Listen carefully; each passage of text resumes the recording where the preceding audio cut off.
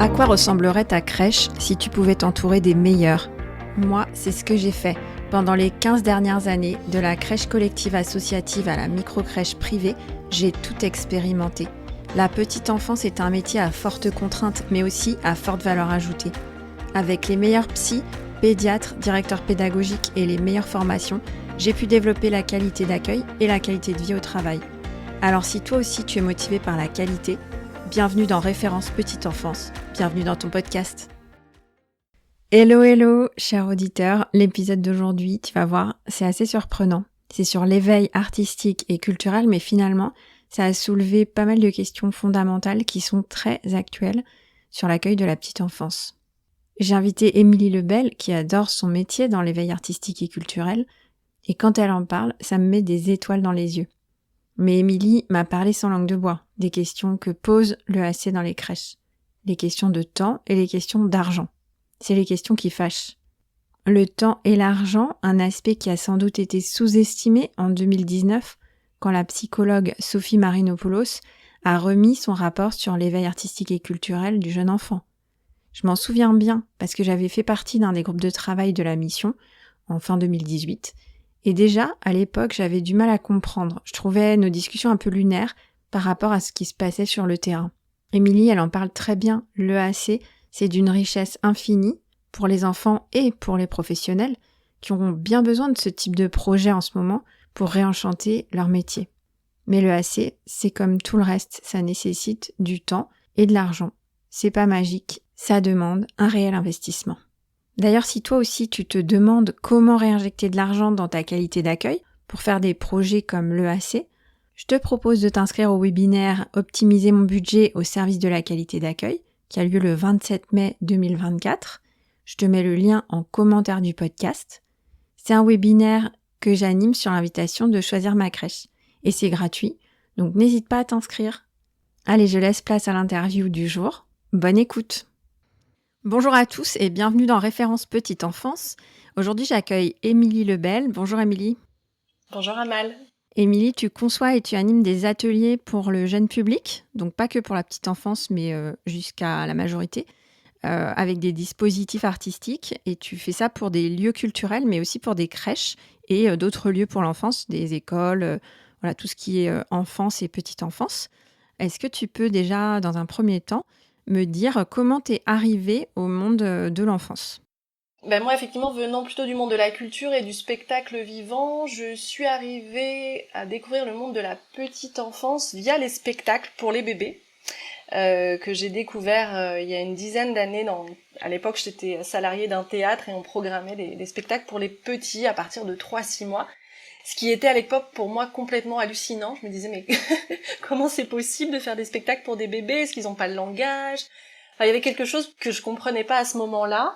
Et en même temps, quand j'étais dans la salle de spectacle et que je voyais ces petits, les yeux grands ouverts, tout le corps qui était comme ça en dialogue avec ce qui se passait sur scène, j'ai vu que c'était pas pour rien, quoi, que c'était très précieux. Et donc j'ai eu envie de me former à comment on accueille les tout petits sur des spectacles. Et en fait, en me formant sur ces sujets-là, je me suis rendu compte que ce qui était important, c'était surtout que je me forme à accompagner les adultes qui emmènent les enfants voir des spectacles, que ce soit des pros de la petite enfance ou des parents.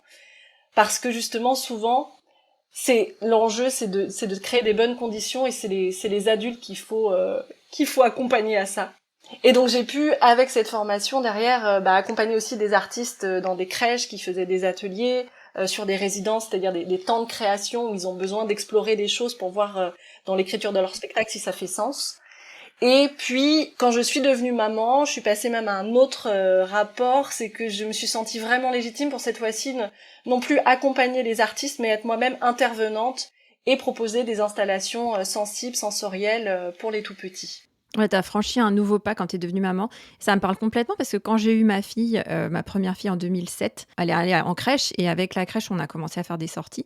Et je me suis mise à l'emmener dans des spectacles. Je sais plus si c'était la crèche qui a initié ça ou moi au départ, mais en tout cas, il y a eu des sorties avec la crèche et moi aussi, je l'ai emmenée dans des théâtres assez petites. Et j'étais comme toi, je me disais, mais c'est complètement absurde ce truc, elle va rien comprendre, etc. Et pas que des spectacles d'art aussi des lectures, par exemple, de livres.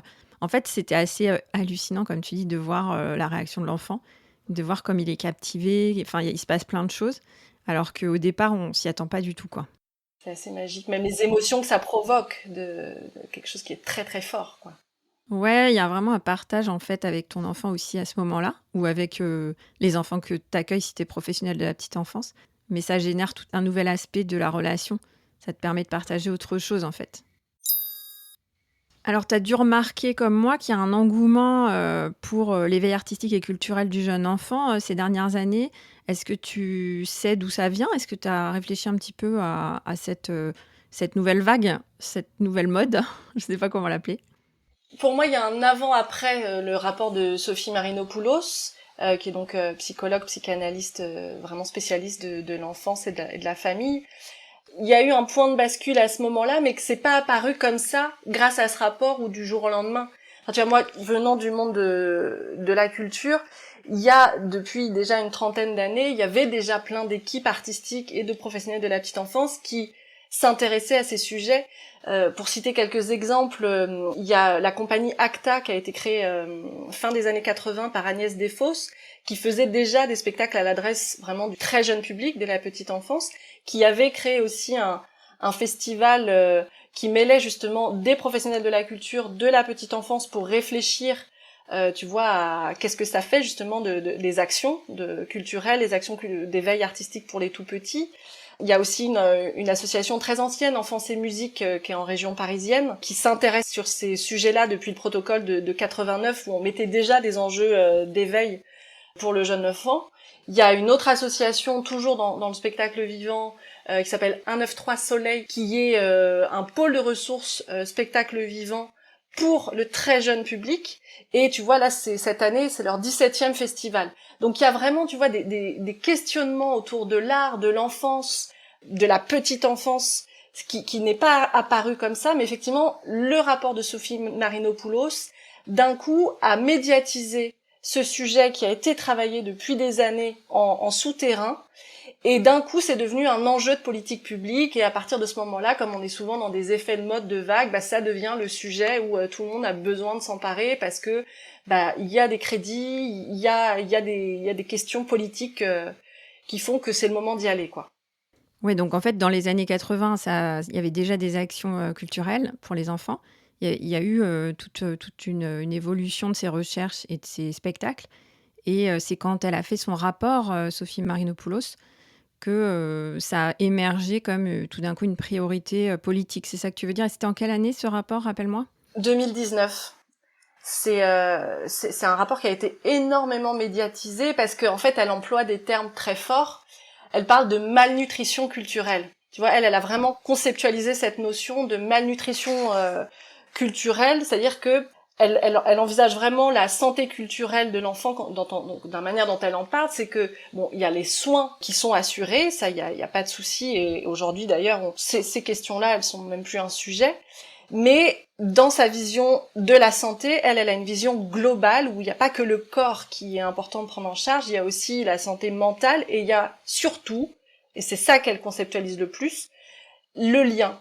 Tu vois, la question de la santé culturelle, c'est la santé de nos liens. Comment justement on va rentrer en relation, comment on va accompagner les enfants, et comment surtout l'enfant il a besoin d'être en lien avec lui-même, d'être en lien avec les autres pour se construire, pour pouvoir s'ouvrir et pour pouvoir aller vers les autres. Et cet enjeu du lien ne peut se faire qu'avec un adulte qui est présent et qui est disponible. Et ce qui est hyper compliqué dans notre société où en fait on est sur des écrans, où on est pressurisé, où tout va très vite, où il y a un stress énorme, où en fait nos enfants, on va leur assurer les premiers soins, mais cette qualité de présence, cette qualité d'échange, c'est un challenge permanent. Et donc elle pointe vraiment ça de ce paradoxe entre des soins assurés, une très grande connaissance aussi de la psychologie, des neurosciences, etc. Et en même temps, de cet enjeu de comment on va avoir des espaces dédiés, créateurs de liens, et que tout peut être prétexte à justement partager des moments qualitatifs, d'être dans des expériences culturelles, esthétiques, que ça peut être autant une balade en forêt, de cuisiner ensemble, que d'aller voir des spectacles, aller au musée, faire des lectures. Et c'est comment d'un coup tu vas donner du sens et une vraie qualité de présence à ce qui se passe avec l'enfant. T'es pas juste côte à côte, t'es ensemble, quoi.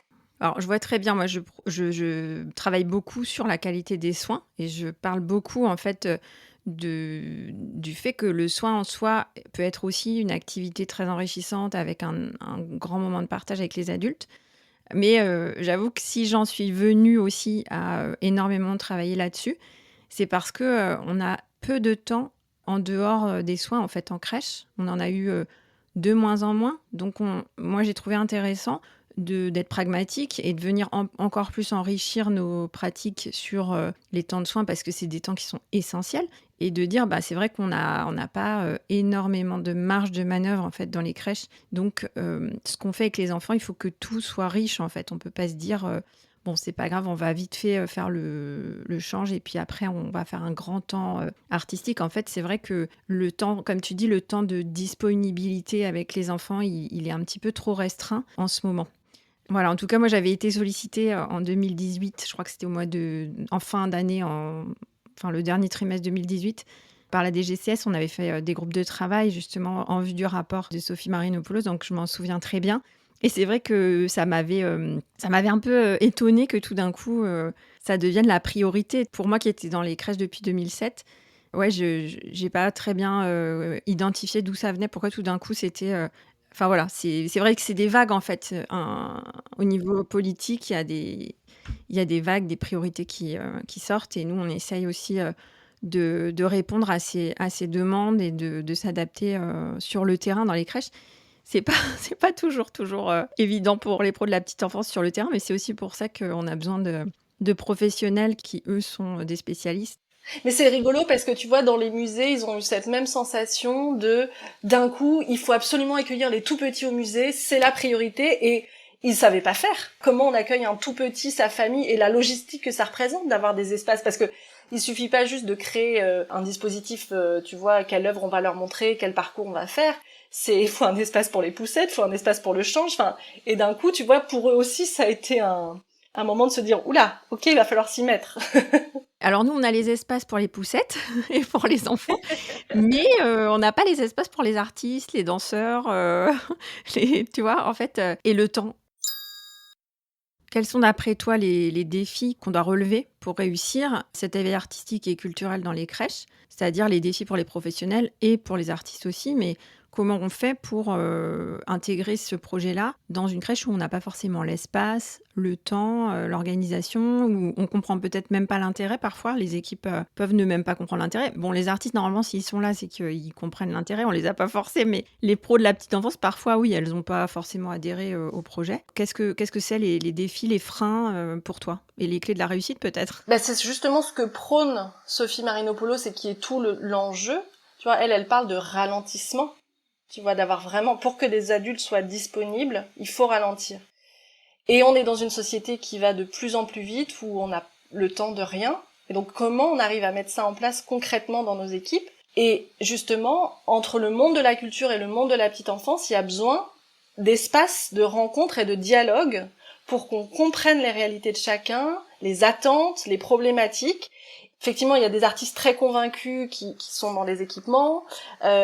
Parfois, il y a des équipes de crèche qui, voilà, on leur dit il faut faire ce projet, mais qui sont pas impliqués. Donc, il y a vraiment besoin de se rencontrer, de se comprendre, tu vois, de se connaître aussi. Et donc ça demande d'avoir du temps aussi pour échanger, pour se rencontrer vraiment. Et aussi dans cet enjeu de qu'est-ce qu'on met derrière l'éveil artistique et culturel. Parce que tu vois, moi j'observe deux mouvances. Du côté de la culture, tu vois, des travaux de recherche, des artistes qui sont hyper impliqués et qui vont justement répondre à des appels à projets qui sont initiés soit par justement la CAF, la direction des affaires culturelles, etc. Mais du coup, il peut y avoir pour certains professionnels de la petite enfance une sensation de projet parachuté où elles sont pas forcément impliquées. Du côté de la petite enfance, il y a aussi toute une mouvance, tu vois, qui est impulsée notamment par la Semaine nationale de la petite enfance, les Giraffe Awards, où on est plus à l'endroit de la pédagogie, du jeu libre et de la créativité. Et donc c'est comment on va pas hiérarchiser ou accueillir un artiste dans une crèche, c'est le Saint Graal, c'est comme ça qu'on fait de l'éducation artistique et culturelle, ou c'est d'aller dans les musées, ou c'est d'aller voir des spectacles. Et puis finalement ce qu'on fait dans la crèche, on va le dénigrer. Enfin, c'est comment on peut former chacun, les artistes, à comprendre vraiment les besoins des enfants, les compétences, les problématiques des professionnels. Et les professionnels de la petite enfance, comment ils peuvent se former aussi sur ces enjeux d'éveil artistique et culturel, qu'est-ce que ça peut apporter à leur pratique, et comment on trouve l'espace-temps pour concrètement mettre ça en place. Là, par exemple, je suis en résidence dans une crèche avec une artiste, puisqu'elle a un projet d'écriture d'un livre, et moi je suis là pour impulser des explorations, pour avoir un peu un espace de laboratoire. Et en fait, dans le montage, tu sens quelque chose qui est un peu dissocié entre le moment de la conception d'un projet et le terrain, où en fait, dans le montage justement des appels à projets, etc., tu vas avoir la CAF, la crèche, la structure culturelle qui écrivent un projet. Mais sur le terrain, c'est qui ? C'est les intervenants, c'est les professionnels de la petite enfance. Et là, nous, par exemple, il a manqué un temps de réunion en amont pour juste qu'on se rencontre, qu'on se dise mais en fait comment vous travaillez, c'est quoi votre posture vous avec les enfants, nous c'est quoi notre posture et notre manière de nous adresser à eux, quelles sont vos envies, vos attentes, pour qu'en fait tout le monde soit impliqué sur un même plan. Et ça a donné quoi du coup ? La résidence est en cours. Écoute, ça se passe très bien parce que les professionnels sont dans une vraie découverte, une vraie curiosité, donc ça c'est quelque chose qui est très positif. Mais il n'empêche que moi je sens qu'à des moments, elles auraient aimé être impliquées davantage en amont, qu'on est dans une hyper adaptabilité de leur part et de la nôtre, parce que justement on se rend compte que on fait passer le groupe des bébés à 10h30, sauf qu'en fait ils sont fatigués à 10h30, c'est pas à 10h30 qu'on fait passer les bébés, c'est à 9h. Et donc tu vois, c'est toutes ces choses-là qui ont été pensées par les directions en haut, mais nous sur le terrain qui sommes avec les enfants, on n'a pas eu le temps d'échanger, il n'y a pas eu le temps de la rencontre. Et effectivement, il y a des choses où toi, tu t'adaptes en permanence, mais ça crée une charge aussi pour les équipes, parce que le quotidien dans une crèche est quand même très lourd, où il y a beaucoup de rituels, et à la fois, c'est une richesse, justement, quand il y a un moment donné, tu peux faire un pas de côté, et en même temps, ça crée aussi une hyper adaptabilité qui est parfois lourde pour les équipes, quoi. Là, t'as dit tellement de choses en quelques minutes. Pardon. Donc écoute, je veux pas plomber l'ambiance. Ah non, tu plombes pas l'ambiance, mais tu poses des questions qui sont intéressantes et fondamentales, et je pense que c'est les questions d'aujourd'hui.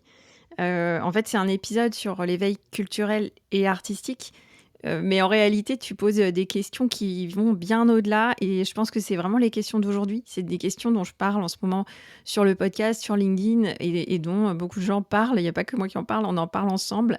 Et notamment cette question du temps, parce que j'allais te demander, est-ce qu'ils ont le temps, les professionnels? Tout à l'heure, tu t'as parlé du fait qu'il fallait du temps, que c'était un peu ce que disait Sophie Marinopoulos dans son rapport, qu'il fallait ralentir et prendre du temps. Et j'allais dire, mais est-ce qu'ils ont le temps, les pros de la petite enfance? Pour moi, j'ai un petit peu la réponse. Et je pense que tu as répondu, en fait, après. Et tu dis là, ce qui nous manque, c'est un temps de réunion, ce qui a manqué dans le projet actuel. Malheureusement, il manquait un temps de réunion, mais en même temps, tu rebondis en disant, ah, mais ça se passe quand même très bien. Et en fait, je crois que c'est ça qui se joue. C'est qu'en fait, on est dans cette hyper-adaptabilité depuis quelque temps, déjà, qui fait que rien ne va changer quelque part parce qu'on s'adapte. Et c'est vrai que moi, je suis quelqu'un de très pragmatique. Donc, quoi qu'il se passe, je vais m'adapter, je vais trouver des solutions. Et mes crèches, elles fonctionnaient très bien. Mes pros, ils étaient au taquet. Enfin, on a fait des trucs géniaux ensemble dans mon équipe J'ai géré des crèches pendant 16 ans, c'était top. Maintenant, ça ne veut pas dire que le système, je le cautionne à 100%. Et je pense qu'en effet, on s'adapte, c'est vrai, mais on a quand même ce problème de temps productif, c'est-à-dire que dans les crèches, de plus en plus, sur les 20 dernières années, on a réduit le temps de travail à du temps de production, c'est-à-dire des soins, voilà. Mais le temps de réflexion, le temps pour penser l'accueil, il est vraiment réduit à la plus simple expression. Il se réduit comme peau de chagrin. Je ne sais pas si tu as lu ce livre, La peau de chagrin, mais c'est un livre que j'ai adoré quand j'étais jeune et où on voit bien cette peau de chagrin qui rétrécit. Et là, voilà, le temps de penser l'accueil, il est de plus en plus restreint. Et en fait, on s'adapte quand même. Oui, mais là, ça marche parce que l'équipe est soudée, parce que il y a un projet au sein de la crèche qui est tourné justement vers le jeu libre, vers, tu vois, des temps très ouverts auprès de l'enfant. Et nous, dans notre posture, c'est ce qu'on prône. On est, en tant qu'intervenante artistique, moi médiatrice et ma collègue artiste, on est à cet endroit où on va pas donner 10 000 consignes, on n'a pas des attentes qui enferment les enfants dans quelque chose, on ne fait que rebondir et être dans la spontanéité. Mais pour l'avoir vécu, tu vois, dans le passé, face à des équipes qui sont en souffrance, qui sont épuisées, qui n'ont plus la ressource aussi, bah ça devient plus compliqué. Mais ça, je l'observe aussi dans les écoles, de ce qu'on demande aux enseignants, où il y a plus non plus de temps pour penser.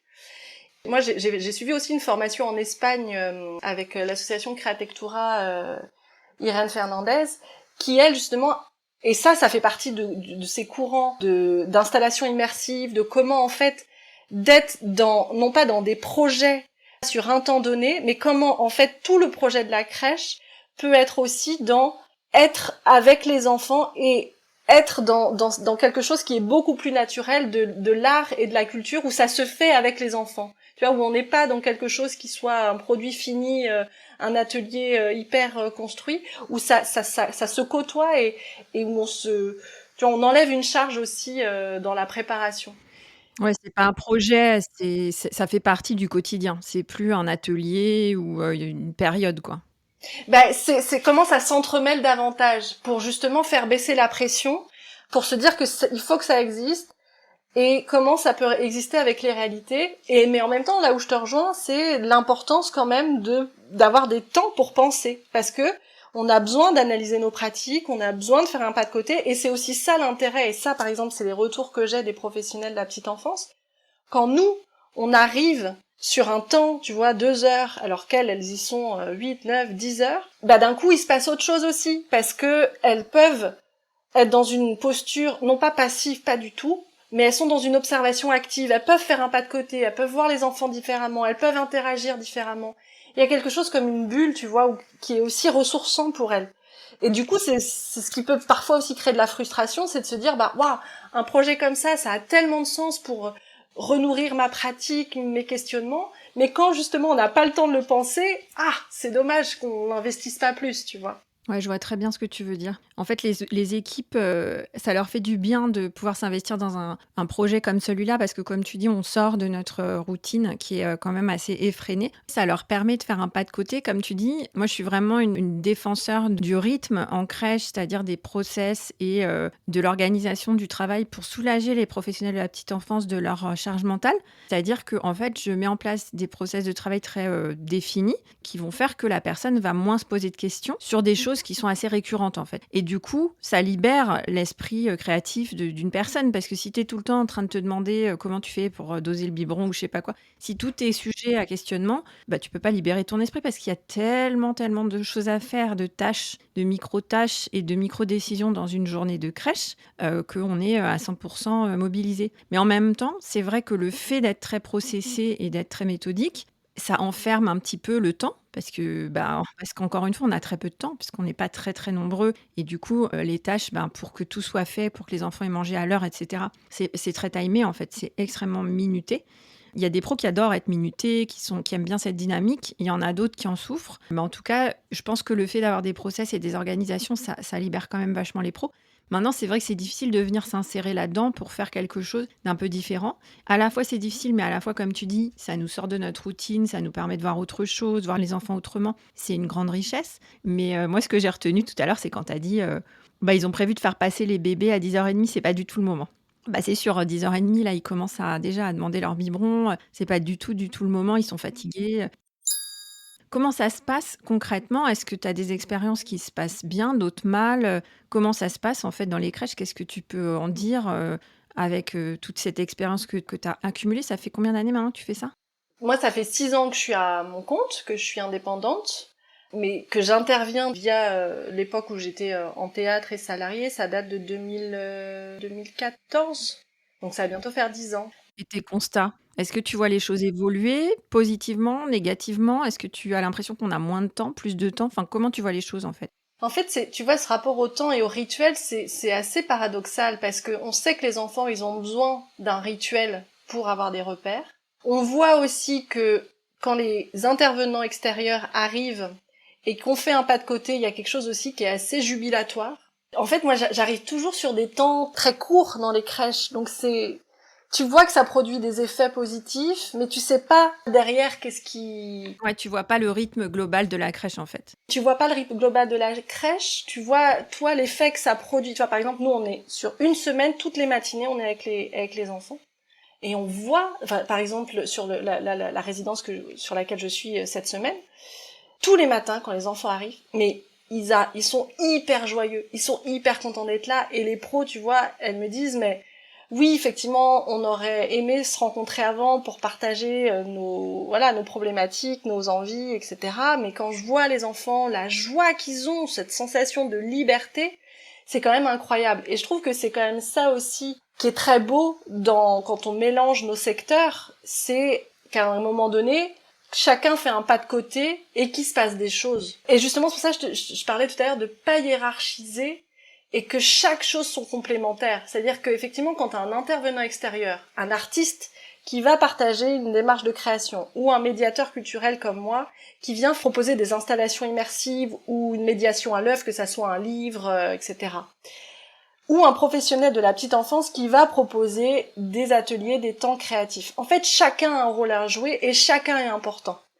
L'artiste, justement, de par son regard poétique, le pas de côté qu'il fait sur le monde, il va nous emmener dans un univers, dans une posture où on n'aurait même pas pensé, nous, dans notre quotidien, tu vois, très timé dont tu parlais pour les professionnels de la petite enfance.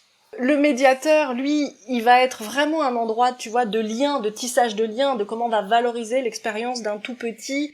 On va rebondir sur du sensoriel, sur chaque proposition qu'il peut faire, comment on va improviser à partir de ça. Mais le professionnel de la petite enfance, il a aussi un rôle hyper important, c'est que lui, justement, il est au quotidien avec les enfants.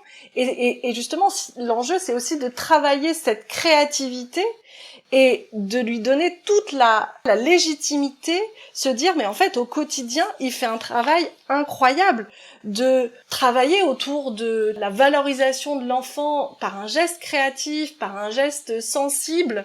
C'est comment on donne de la valeur à ça, qu'on voit peut-être plus. C'est ça, cette complémentarité entre ces 3 temps d'intervention du quotidien à l'exceptionnel, mais il n'y a pas d'hierarchie. Oui, ça me fait penser quand tu dis ça au temps des vacances. Les vacances, c'est génial parce que c'est exceptionnel. Si on était tout le temps en vacances, il y aurait plus ce côté jubilatoire, comme tu dis. Et je pense que là, quand les enfants ils sont dans cette jubilation, c'est aussi parce que vous créez un événement, justement. C'est le côté exceptionnel. Si on était tout le temps dans l'exceptionnel, ce serait plus exceptionnel.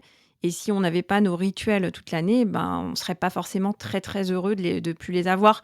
Donc, je pense que voilà, quand un artiste intervient, il faut que ça reste quelque chose de magique. Il faut qu'il y ait quand même le côté événement. Et ça, je pense que c'est précieux aussi, malgré tout. On ne peut pas être tout le temps dans l'exceptionnel, mais on peut quand même, comme tu dis, impulser de la créativité dans le quotidien. C'est 2 choses différentes.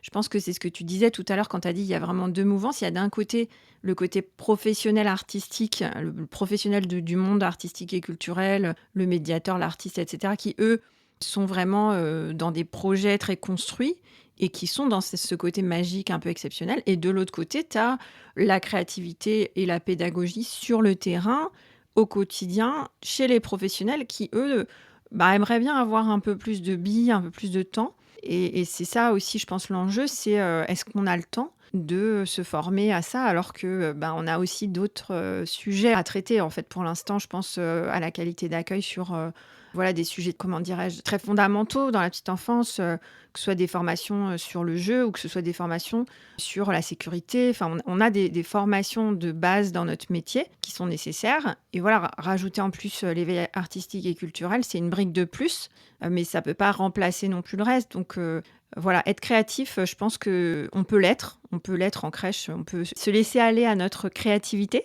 mais tout le monde n'y arrive pas forcément. Et puis tout le monde ne se sent pas libre de le faire en fonction de son équipe, en fonction du temps qu'on a, etc.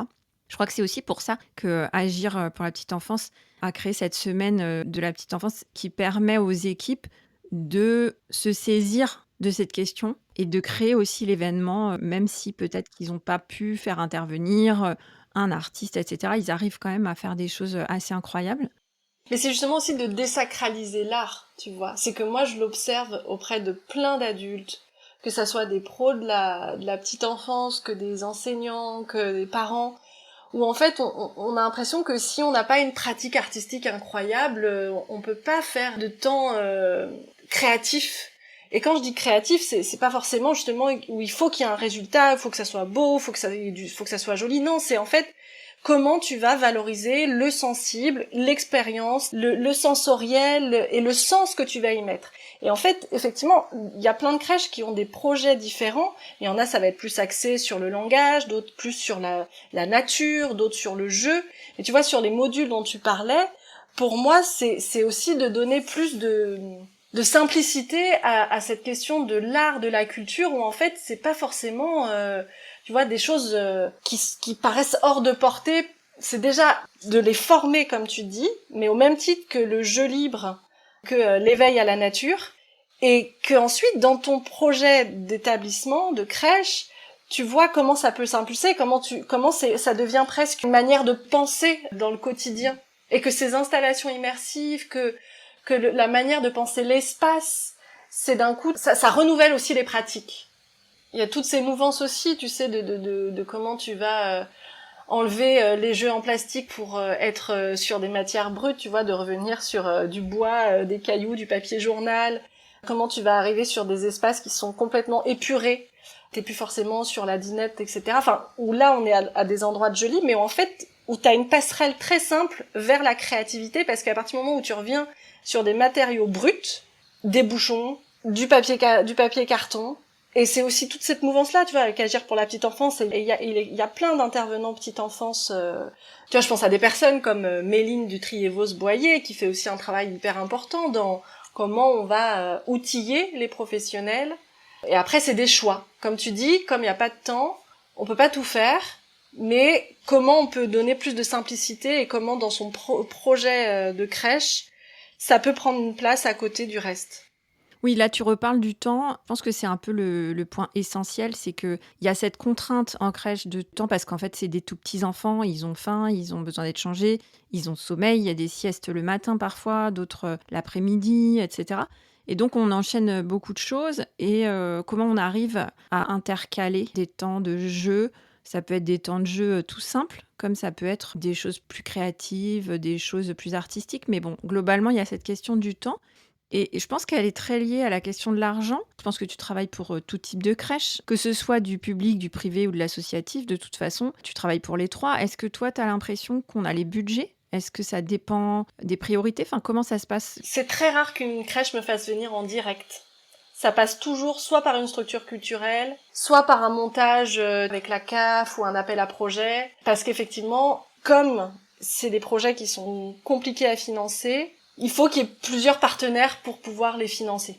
Parce qu'effectivement, quand on est sur de l'humain et sur des temps de conception, de préparation et tout le côté aussi invisible de conception, de déplacement, etc., ça a un coût que parfois une crèche n'a pas les moyens de prendre en charge parce que tu vois, une matinée d'intervention, c'est en moyenne 250-300 €. Ça paraît pas non plus excessif, 200 ou 300 €. Ça fait quand même un budget qui semble, du côté de l'intervenant en tout cas, raisonnable. Et puis, en fait, si tu fais intervenir quelqu'un une semaine, bon, ben voilà, ça te fait 300 € fois 5, quoi. Oui, c'est ça. C'est un vrai coût, ouais. Oui, c'est un vrai coût, mais en même temps, il paraît pas excessif du côté de la personne qui facture. Donc, on peut pas faire moins, en fait. Il faut être réaliste. Et les interventions, en général, il faut que ça dure combien de temps pour que ce soit intéressant? Pour qu'il y ait un vrai temps de qualité d'échange, il faut qu'il y ait minimum 3/4 d'heure vraiment Pour l'enfant, pour cet enfant-là, quoi. Et donc, comme il y a 3 sections, il faut que tu viennes la matinée, c'est ça que tu veux dire? C'est ça. Mais après, à l'intérieur de ça, tu vois, tout peut se penser différemment. Ça peut être... par exemple, il y a des ateliers où on voit que au bout de 20-30 minutes, il y a quelque chose dans l'énergie qui fait que on a été au bout. Parfois, dans une autre proposition, en fait, au bout d'une heure, les enfants, ils pourraient encore continuer. Donc, tu vois, c'est plus par rapport à des rythmes de crèche avec ces contraintes de repas ou de sieste ou même d'équipe, parce que des fois, tu sais, il y a des roulements et donc on n'a pas forcément les mêmes accompagnateurs sur les ateliers. 3/4 d'heure, effectivement, c'est un format qui est peut-être... Mais globalement, c'est une matinée, quoi, pour toi. Par contre, quand tu dis une matinée, mais est-ce que tu penses que c'est utile de faire une intervention d'une matinée? Ou est-ce qu'il faut que ça dure, je sais pas moi, 3 semaines, un mois? C'est quoi le projet en général? Ah oui, ben ça c'est une très bonne question. Effectivement, on sait que les enfants, c'est dans la répétition et c'est dans l'ancrage que tu vois les expériences se jouent. Donc un atelier de sensibilisation une fois, c'est chouette. Il se passera des choses évidemment, ça nourrit l'enfant, mais moi j'ai toujours prôné la notion de parcours, la notion d'immersion. Parce que c'est là où il se passe des choses, c'est là où il y a un vrai temps de rencontre aussi avec les équipes, entre artistes et professionnels de la petite enfance. Donc plus un projet est ancré, parce qu'il y a plusieurs venues, ou parce que on vient nourrir aussi un enjeu pédagogique ou qui est travaillé tout au long de l'année, puis d'un coup on fait une semaine de focus, enfin évidemment que ça a beaucoup plus d'impact pour les équipes encadrantes que pour les enfants. Mais après un enfant, à partir du moment où tu réfléchis de manière qualitative, que tu poses le sens, l'intention, et que tu es en capacité d'accueillir, tu vois, toute la spontanéité de leur action, c'est toujours intéressant, mais ça va moins s'ancrer. C'est intéressant, en fait, même si on peut le faire qu'une matinée, c'est toujours ça de prix, en gros, mais ce que tu dis, c'est qu'il vaut mieux faire un parcours pendant plusieurs semaines où il va y avoir une répétition et quelque chose qui va pouvoir se construire. Et là, on va vraiment pouvoir enrichir l'équipe et faire durer le projet peut-être même après. Oui, et c'est vraiment ça, c'est comment l'équipe aussi, si c'est pas pensé dans le projet, ou si c'est quelque chose qui dans la posture ou dans les pratiques a pas été travaillé de cette manière, c'est d'un coup un pas de côté qui vient énormément les nourrir. Tu vois là par exemple cette semaine, moi je travaille souvent avec des films électrostatiques, tu vois, de couleurs, où on travaille les formes, les couleurs, et en fait c'est incroyable parce que tu peux à la fois travailler les enjeux de composition, d'accumulation, d'assemblage, de reflets, de transparence, de jeu d'ombre quand tu as un équipement qui a une grande baie vitrée avec les reflets de lumière. Enfin, c'est incroyable. Et d'un point de vue sensoriel, les enfants, cette matière les captive. Ça se colle, mais si tu mets du papier à côté que tu poses, ça se colle pas. Enfin, il y a quelque chose de l'ordre de la recherche aussi, tu vois.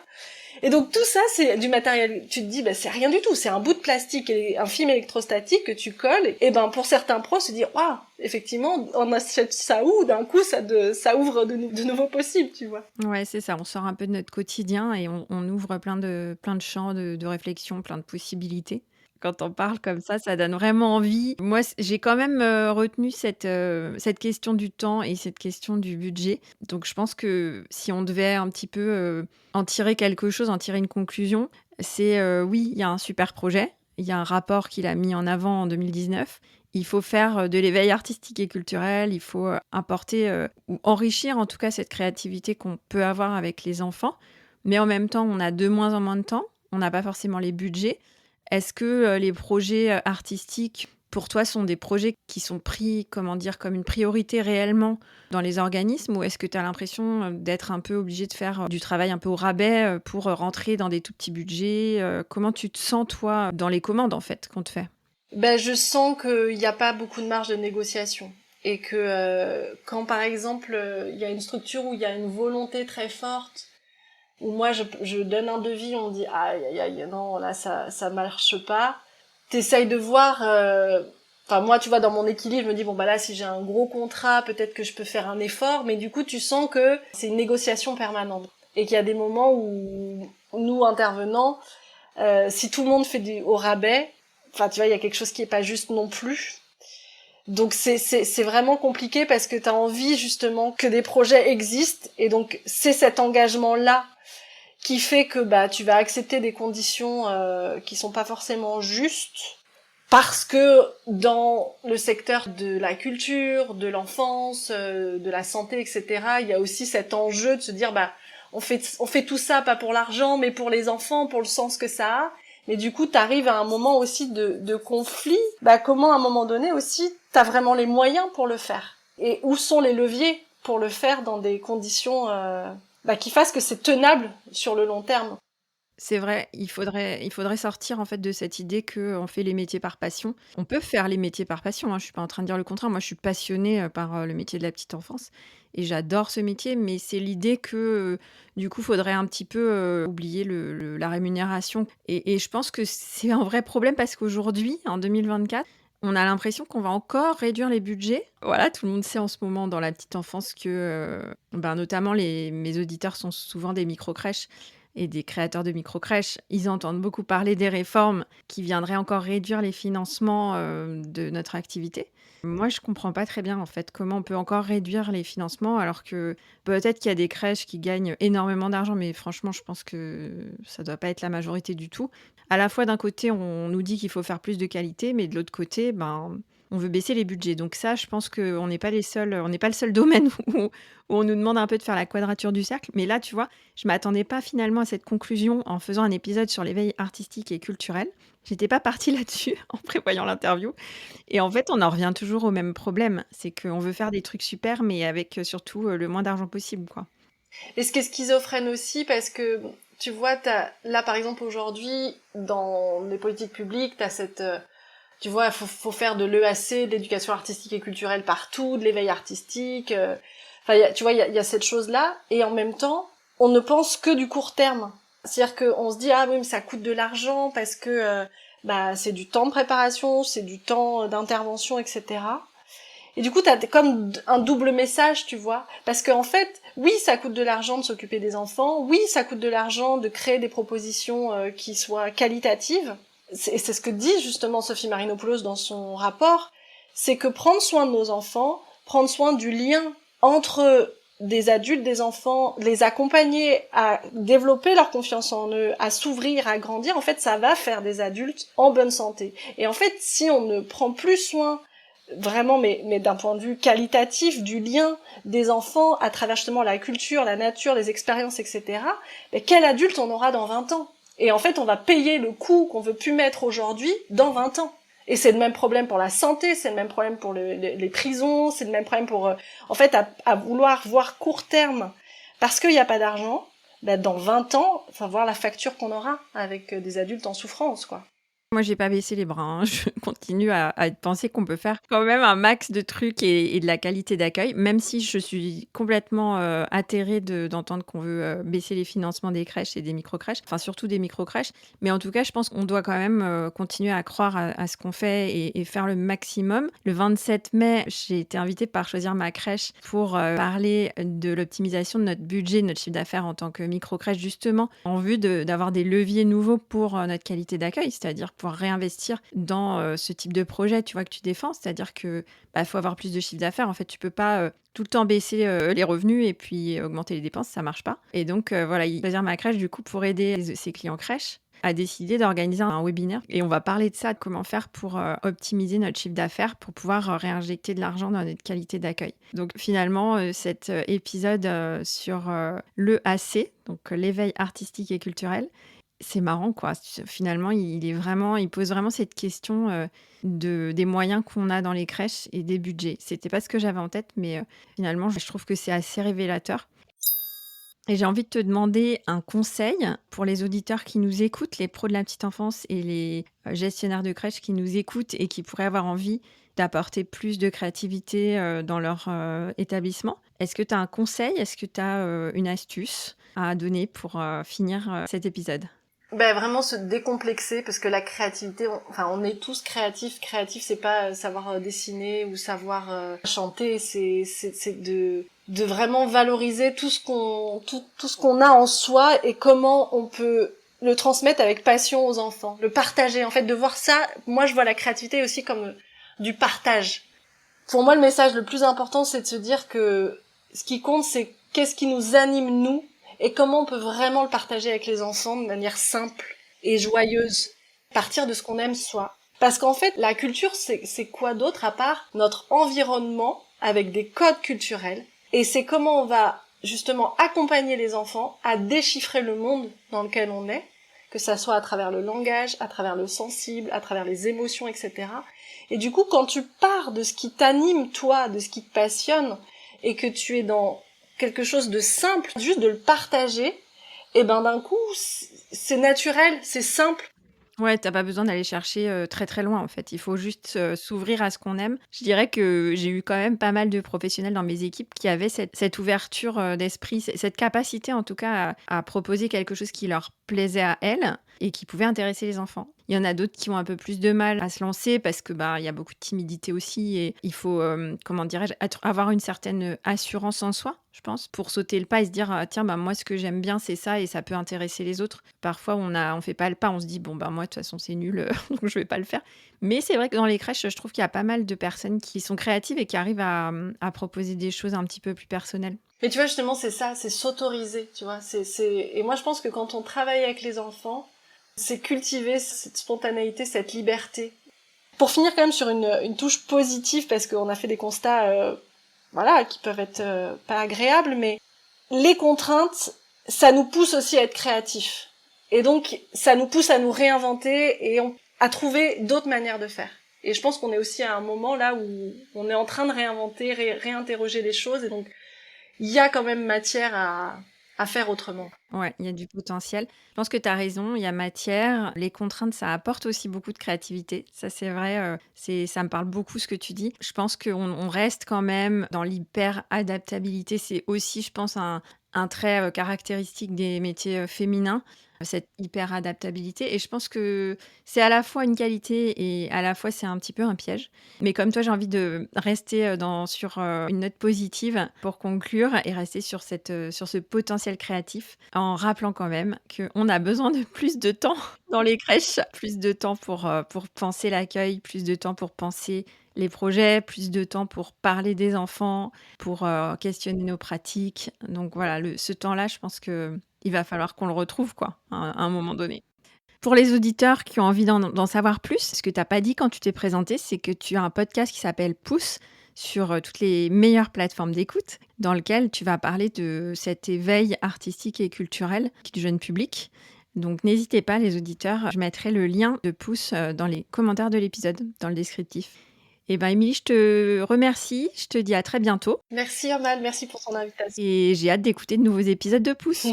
Avec plaisir. Allez, à bientôt. À bientôt.